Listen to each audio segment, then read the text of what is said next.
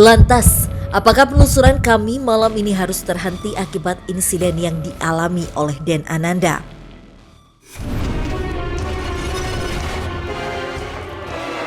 Sosok perempuan yang sepertinya dicekuk. Sosok kitab itu semakin dekat.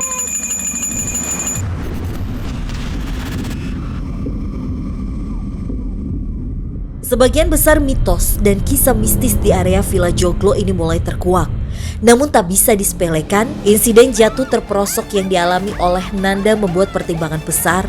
Akankah penelusuran ini dilanjutkan atau harus terhenti dan menyampaikan beberapa mitos yang masih belum tuntas? Tim, tolongin dong! Den! Wah, itu khawatir banget. Bener-bener khawatir banget. Karena ini kan kita penelusuran cuma berdua ya. Artinya kalau sampai ada hal fatal yang terjadi sama Den, wah ini kita bisa-bisa, yang pertama sih aku akan khawatir sama Dennya ya. Yang kedua adalah aku khawatir juga kalau kita nggak akan menuntaskan penelusuran malam hari ini gitu. Karena dia tiba-tiba lari, bukan hanya lari, tiba-tiba dia kayak nyungsep gitu ya. Nyusruk langsung ke salah satu tempat kayak, dan itu dalam loh, mungkin dalamnya kayak 1 meter lah ya. Tunggu. Napas dulu, jangan langsung jalan. Penelusuran pun kami hentikan sementara guna memeriksa keadaan Den Ananda. Oke, ini kita udah bisa lanjut lagi, tapi Den, Siap. beneran udah nggak apa-apa. Aman. Bisa jalan ya? Bisa. Aman ya? Insya Allah aman. Tapi emang sosok itu masih ada di atas ujung itu.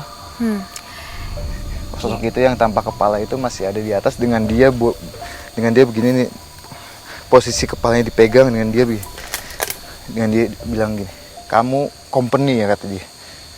Mungkin Mbak Nat dengan penampilan bulenya mungkin.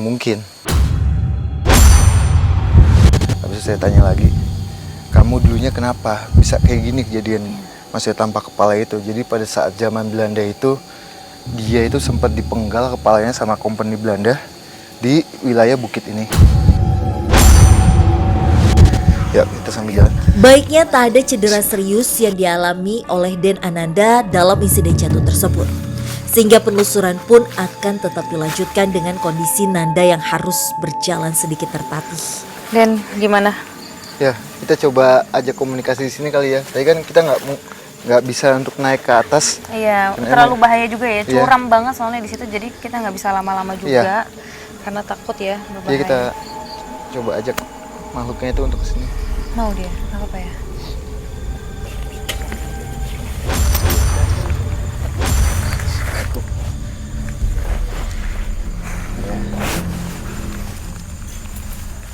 Enggak, kita bukan company ataupun golongan dia.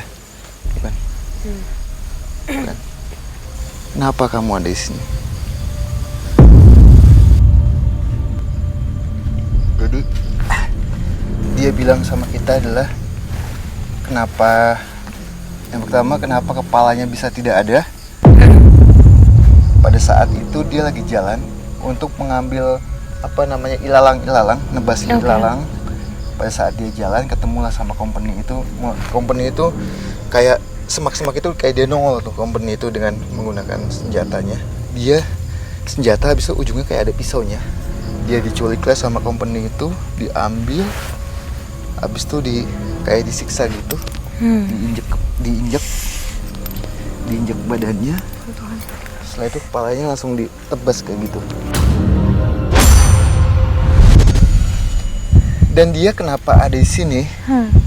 Dia bilang sama saya ingin membalaskan dendam saya, kata dia gitu. Yang bisa kita bilang ke bule-bule Belanda. Mungkin dulunya pengunjung villa ini, penginap villa yang ada di sini, mungkin dulunya ada bule juga ya. Jadi dia menempati tempat yang tadi itu. Oke. Jadi dia suka mengganggu di sini suka ya? mengganggu. Tadi namanya siapa, Den? Kalau kamu... Namanya Legok siapa? Legok. Oke. Dia bilang Legok, abis itu apa gitu dia. Waktu dulu kan Legok Rahinan ini namanya. Kan dia dipotong dulu lehernya, terus dibuang ke bawah. Waktu saya masih kecil memang ada yang dipanggilnya itu Legok Rahinan. Orangnya tadinya kan ya biasalah larian dari zaman Belanda gitu. Terlepas dari insiden yang dialami oleh Nanda, penuturan sosok astral yang dikejar oleh Den Ananda seakan memperkuat mitos lain yang hanya sebagian warga, khususnya warga asli desa Cidokom, mengetahui dan kental akan sosok yang dianggap sepuh bagi warga di area sekitar villa. Ini makhluk salah satu yang suka ngegangguin pegawai-pegawai itu Iya. nggak ada? Dia bilang saya suka ngeganggu, kata dia. Kenapa dia suka ngeganggu? Sebetulnya dia ingin membalaskan dendamnya dia pada saat zaman dulunya itu dia dipenggal. Kalau bagi orang-orang dulu pekerja yang pernah bekerja di tempat ini, dia tuh suka ngeganggu ini dengan cara apa? Apakah menampakkan diri juga? Jadi dia lebih senang untuk menimpukkan sesuatu. Habis itu untuk menampakkan sesuatu itu kadang dia bilang suka nggak dibolehkan sama yang penjaga yang paling depan itu. Bahasanya adalah kamu boleh di sini tapi jangan ganggu kayak gitu. Manusia itu lagi lengah dia mulai mengganggu sampai bahkan mewujudkan fisiknya dia. Oke, jadi dia itu lebih sering mengganggu dengan cara ngebunyi-bunyiin barang-barang Iya, gitu ya. betul. Oke, ini sesuai juga nih dengan cerita si bapak tadi bahwa orang-orang pegawai yang pernah bekerja di sini tuh juga mereka nggak kuat karena sering diganggu dengan suara-suara yang mereka sering dengar tapi Iya. nggak ada wujudnya Iya. gitu, nggak ada yang dia lihat, melainkan hanya dia dengar. Jadi dia salah satu Salah satu yang ada di mengganggu apa yang dulu pegawai di sini bahkan pengunjung mungkin saya pengunjung bilang juga ya kayak dulu. gitu. Oke, Den. Kita sambil jalan, saya di pojok itu ada sosok kayak wanita dengan pakaian kebaya. Dia bilang dengan senyum-senyum dia bilang gini, Dia ngajak kita ke sana dong maksudnya. iya ya, ya. Penelusuran Kita pun diajak. berlanjut ke sisi lain villa. Den, tunggu Den! Mbok tunggu mbok. Namun Bak Gayung bersambut dan Ananda pun merasakan kembali adanya sosok astral yang mencoba menarik perhatiannya. Mbok, Entah Mbok. sosok apa lagi yang kali ini menarik perhatian Nanda. Aduh, ini hingga bahaya, meski dengan Mbok. kaki tertatih, kolong. Nanda tetap berusaha mengejar ayo sosok sini, Mbok. tersebut. mbok, Di mana dia? mbok.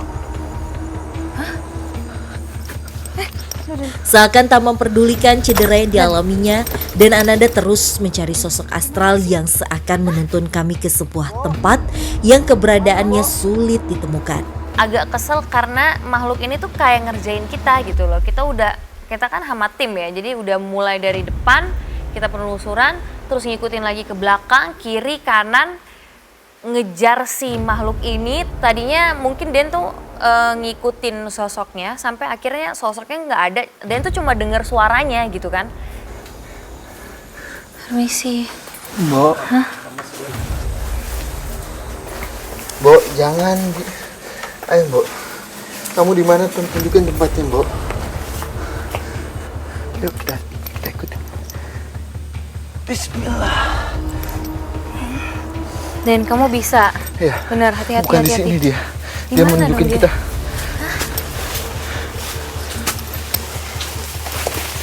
Mbok. Jangan gitu dong, Mbok. Kita baik-baik, Mbok. Ayo tunjukin tempatnya, Mbok. Di mana sih Den? Tadi ini kita udah lewat sini nih. Dia kayak ngajak kita main. Kayak dia tiba-tiba ngilang. Pada saat kita datangi ngilang lagi. Mbok. Coba Den.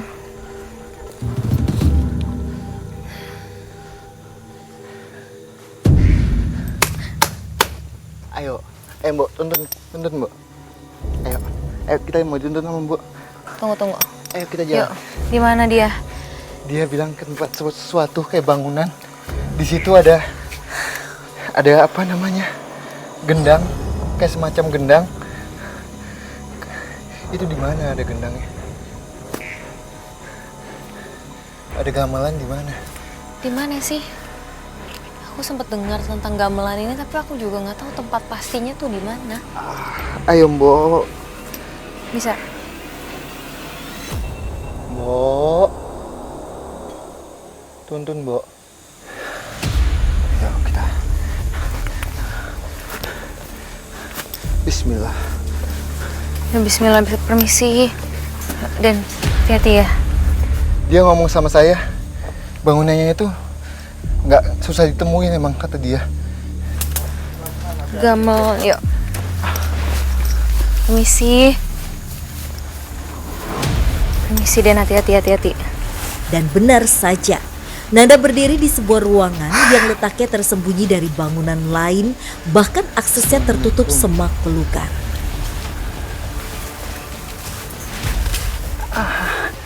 Permisi. Dan bisa kamu? Wow. Lihat. Entah apa yang dilakukan oleh Den Ananda, namun posisi yang ditunjukkan Nanda pastinya memiliki hubungan dengan sosok astral yang ditemuinya saat ini. Night vision. Mau pakai night vision, boleh. Yuk. Eyang. Kalau dibilang khawatir atau takut sih udah pasti ya, itu hal yang selalu aku rasain di momen-momen kayak gini. Tapi aku percaya sama Den, itu sih yang paling penting. Pas dia minta night vision untuk komunikasi, aku kayak oh ya udah, aku percaya sama Den. Dan aku emang nggak berani jauh-jauh juga kan, makanya aku tadi sempet jongkoknya tuh samping Den lah, duduknya samping Den, nggak berani jauh-jauh dari dia. Kulo numpang tempat, numpang ngisi Eyang. Iya Eyang, kulo pengen ngetahui tempatnya Eyang, tempat yang ada di sini Eyang. Ngapunten Eyang, kulo numpang izin. Ya boleh dinyalakan lagi. Oke. On. Dan nggak apa-apa, bisa berdiri nggak? Den, kenapa nih? Ini kita di tengah-tengah, kayak kita bisa bilang sesepuh-sesepuh yang ada di sini. Jadi ini semua pada kumpul. Tadi kenapa saya pada saat masuk saya izin, Iya. dan saya menunduk jalan apa Kayak namanya, merangkak gitu ya. duduk. Di pintu ini sudah ada penggawa atau bisa kita bilang penjaga dengan pakai pakaian adat Jawa. Dia menjaga dengan dia memegang sesuatu, cuma saya nggak tahu itu dia megang sesuatu apa, kayak tongkat, model tongkat di sebelah kanan sama samping sini ya. Habis saya nunduk, pada saat saya masuk saya melihat ada beliau yang ada di sini, di bangku ini, di meja itu. Mereka lagi duduk. Jadi dia kelilingi semuanya. Jadi ada sosok yang mbok-mbok itu. Kenapa saya bilang mbok-mbok? Dia kayak apa bahasanya, sinden zaman dulunya. Nah ini dia suka menampilkan sesuatu juga, kayak paguyuban gitu. Membunyikan alat musik ini, gamelan-gamelan ini ya? Tapi bukan dia yang membunyikan alat ini, melainkan ada sosok yang lain. Nah di sini itu kenapa bisa kayak pakaian-pakaian Jawa, pakaian-pakaian adat. Bangunan ini yang saya lihat ya, nuansanya nuansa Jawi banget, Jawa banget, nuansa Jawa banget. Dan jin yang ada di sini mengikutkan soal tempat kediaman tempat ini. Mungkin juga tempat ini dulu emang buat menjadikan pertemuan dan untuk kesenian-kesenian Jawa ya, dengan kita bisa melihat gendang, bisa kita bilang gendang, gamelan ini ya. Gamelan ini bekas-bekas gamelan. Iya, karena waktu itu juga aku sempat dengar cerita tentang tempat ini. Dan kalau orang-orang tuh di sekitar sering dengar ada alat musik yang dimainkan. Iya. Tepatnya gamelan-gamelan ini yang dimainkan. Dan orang-orang tuh sempat mengiranya mungkin penjaga yang ada di sini yang mainin. Padahal tapi dia bilang sama aku kalau dia bahkan nggak bisa mainin alat musik ini. Makanya dan alat musiknya kita bisa lihat sendiri kan, ini udah gamelan tua yang emang udah rusak juga gitu loh. Tapi katanya suaranya tuh kayak orang-orang pernah bilang ya kayak suara musik dimainkan suaranya merdu, suara bagus gitu loh. Ternyata makhluk-makhluk itu ya yang suka memainkan musik ini. Betul banget. Ngomong banyak katanya kalau main gamelan jangan malam-malam. Karena kita di sini nggak ada yang main gamelan. Tapi bukan untuk mengganggu ya, mereka Bukan lebih untuk mengganggu. Jadi bunyi gamelan ini ada malam-malam tertentu. Jadi nggak setiap malam. misalkan ada Malam mungkin apa gitu? mungkin bisa kita bilang di saat malam Jumat Kliwon ataupun apa, ini suka bunyi dia yang di tempat ini, dan tempatnya juga jauh sebetulnya, tapi gamelannya bunyinya kencang sekali. Iya, Ya. iya. Karena kita bisa bilang kalau tempat ini kan cukup terisolasi ya, cukup jauh dengan Iya. rumah-rumah lain. Kenapa nih? Aku diminta duduk dulu. Ini aku juga perlu duduk aja kali ya, Den. Jadi beliau bilang kamu lebih baik duduk gitu, lebih baik duduk, bersimpu gitu katanya. Ya. Nah, jadi dia bilang emang dulu dia masih suka apa ya, kalau bahasa kita itu masih suka banyak yang main gamelan-gamelan alat di sini, dan masih ada yang sinden juga. Taunya sosok wanita yang tadi kita di apa ya dikerjain ya, kesana kesini. Oh ya, itu sosok ini. Ini sosok sinden, tapi yang bisa kita bilang mukanya itu nggak cantik, mungkin jelek banget. Jelek, saya bisa bilang jelek. Kalau biasanya kan sinden itu wanita cantik lah ya, ayu gitu, kemayu. tapi ini enggak. Ini mukanya itu dengan telinganya itu kayak ininya apa, daun telinganya itu sangat panjang. Tangannya gemulai tapi nggak kayak tangan manusia, melainkan kukunya itu sangat panjang. Dia sangat panjang, menggunakan apa Konde namanya? gitu. Konde gitu. Benar saja. Sosok sinden yang bertemu dengan Den Ananda merupakan sosok mbok yang tadi menuntun kami ke aula ini. Namun cerita tak hanya dirasakan Den saja, melainkan juga penjaga area villa ini. Depan gerbang itu pintu tuh yang depan. Perempuan, pakaiannya kebaya, barukat. Kalau zaman dulu memang kebanyakannya kan pakai barukat, pakai solempang dia. Adat Jawa itu ada kondenya ya. Iya. Menuncap di sini dia Oh, iya. bilang sama saya, kamu mau tusuk konde ini, kata dia gitu. Jadi tusuk konde itu bisa menjadikan buat jimat, apa ya, buat pegangan lah, pegangan kayak gitu. Nah, dia bilang kalau kamu mau, kamu boleh ngambil ada tempat batu di sini, batu sangat gede, kamu bisa ambil di sana, katanya dia gitu.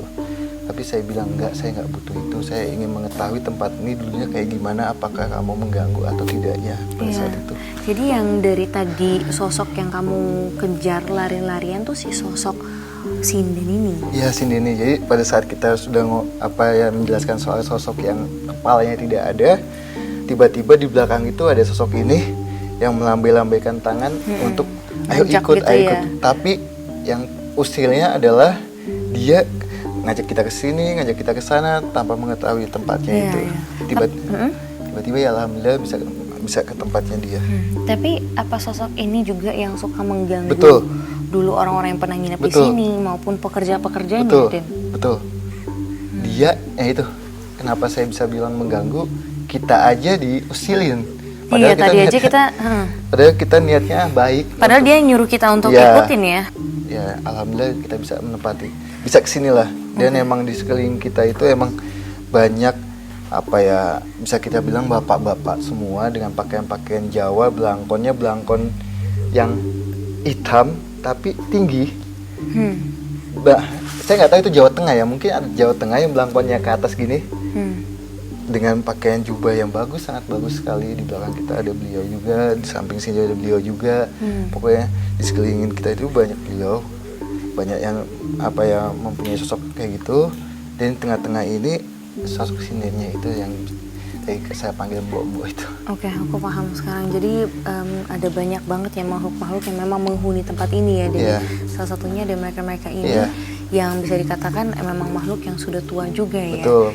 Oke, dan menjadikan tempat ini jadi tempat tinggalnya mereka.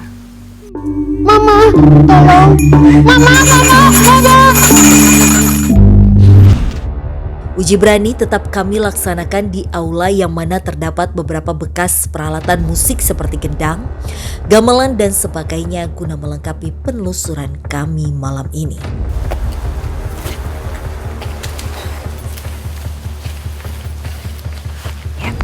Kami sudah bersama dengan sahabat Uji Berani malam hari ini. Namanya siapa? Ajeng, Ajeng, usianya berapa? 22 tahun. Baik, Ajeng, boleh tahu apa yang membuat kamu ingin melakukan uji berani di sini? Penasaran aja gitu, pengen. Baik, kalau gitu Ajeng, kamu akan dipasang penutup mata dulu dan kami akan langsung mengantarkan kamu ke lokasi uji berani ya. Iya. Yuk. Baik.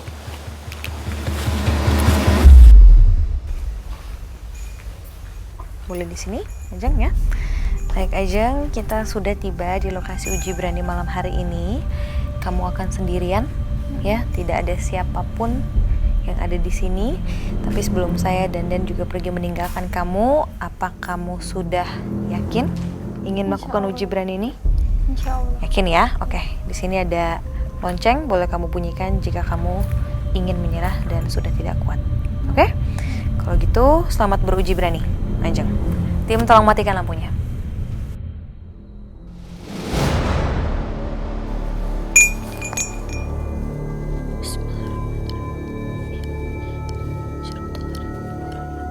Sahabat uji berani kita, Ajeng baru melepas penutup matanya. Ini dia lagi La ilaha illallah. langsung ya, Ya. langsung mengitari tempat. Astagfirullah, astagfirullah, astagfirullah. Bismillahirrahmanirrahim. Oke, mungkin ini langkahnya juga bisa dibilang terlalu jauh ya. Betul banget. Seringkali badannya seperti kayak sedikit Ya Allah, sedikit keluar dari kamera jangkauan kita. Allahu Akbar. Astagfirullahaladzim. Ya Allah, Allahu Akbar. Allahu Akbar. Allahu Akbar. Bismillah. La a'udzu binas malikin nas ilahin nas min syarri ma khalaq. Allah wa fi syufidurin najibati wan nas. Bismillah. Qul huwallahu ahad. Allahu samad lam yalid. Astagfirullah ya Allah. Ada dengar suara sana. Astagfirullah. Di belakang dia ini ada sosok sinden yang tadi itu, yang mbok yang kita bisa bilang panggil itu. Jadi dia Ajengnya habis itu di belakangnya itu kayak lagi Ngeliatin, merhatiin aja. Iya. Mama, astagfirullah. Mama, astagfirullahaladzim. Ya Allah, Mama, Mama. Oke, yuk. Yuk, dia udah ketakutan nih, kita langsung jemput aja yuk. Mama, tolong. Mama, Mama, Mama. Ajeng. Udah Ajeng, kita udah di sini. Mama. Udah. Ajeng. Yuk, kita bantu taruh. Sini. Pegang dulu. Wah, Ajeng gemeteran langsung ya. Kenapa Ajeng? Mau pakai kacamatanya juga boleh kok. Boleh ya? Nggak apa-apa. Ini di menit-menit awal kamu langsung menyerah. Ada apa? Tadi maaf di sini ada dengar kayak suara nangis gitu, cowok. Maaf ya di sana. Tapi saya nggak diliatin, cuma ganggu kayak suara kayak Suara gede-gede gitu, kayak gitu. Terus sama yang di sana, pokoknya di sekitar sini, sama yang di sana gitu.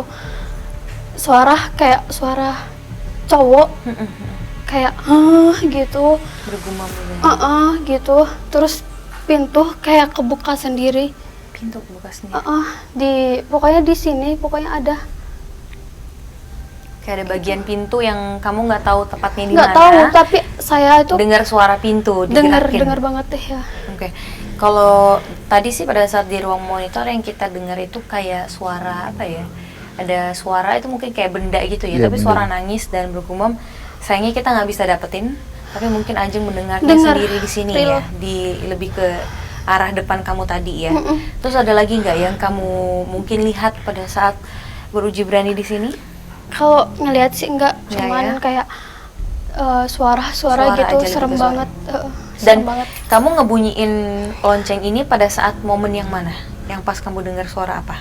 Suara yang cowok yang di sini bener-bener kayak nggak kuat, makin kenceng dia. Oke. Semakin saya manggil, semakin dia kenceng ngomong, kayak kenceng banget gitu. Oke, Semakin kenceng. oke. Jadi karena suara itu ya. Iya. Oke, yaudah. Kalau gitu terima kasih banyak Ajeng sudah beruji berani di sini. Ya, nggak usah khawatir. Tenang aja, kamu udah aman. Nanti bisa dibantu sama Aden lagi kalau kamu masih takut ya. Iya. Oke, yuk. Kita langsung pergi dari sini aja ya, Ajeng. Mari. Oke, dan jadi tuntas sudah penelusuran kita malam hari Siap, ini. siap. Dan Mian kita cepat obatin kaki Ya, kamu juga siap, ya. siap, Kasihan siap. kalau misalkan kita melanjutkannya juga.